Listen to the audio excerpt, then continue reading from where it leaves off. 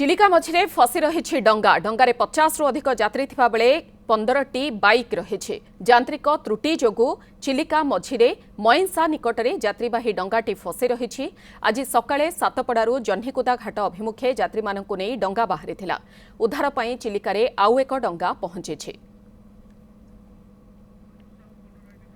ए संपर्क में अधिक सूचना देवाई ब्रह्मगिरी सहयोगी तनुज साहू रोचंती। तनुज जहाँ सूचना रही उद्धार करने आउ गोटे डंगा पहुंची उद्धार कार्य शेष है कौन रोचे अपडेट? निश्चित मधु आम प्रथम कहवा आश्वस्तिकर परिवेश से समस्ते सुरक्षित रही जेहेतु यांत्रिक त्रुटि रही डंगा चालक अप्राण उद्यम करने सत्वे सचल हो पार ना डंगार मेसीन टी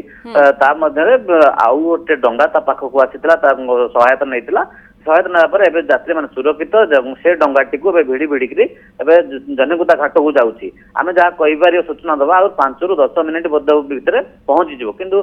7टारू सातपड़ा घाट जेहेतु बाहर डंगाटी 50 जन यात्री रही 15 ରୁ 20 बाइक ता भर रही सब विपदपूर्ण जलयात्रा जेहेतु 5 किलोमीटर सातपड़ारू जह्नीकुदा घाट को पार होगा 5 किलोमीटर रास्ता ता मध्य सब प्राय आम देखीजे से महिषा निकट में मझी चिलिकार जो रोचे महिषा तार निकट में अटकुची कि देखा जेहेतु यार तो ब्रिज समाधान ब्रिज न होती प्रशासन दृष्टि देवा दरकार लोक मान जीवन किभली सुरक्षित रही मझे प्राय आम देखुचे सब चित्र मैंने देखा न्यूज मैंने देखा सतर्क कराऊे कि लोक मैंने किभली सुरक्षित रहे जेहेतु मझे अटकी जाऊँगी कि पाट्रोलिंग जब कर गोटे डंगाटे प्रशासन तरफ जब पाट्रोलिंग व्यवस्था रुहता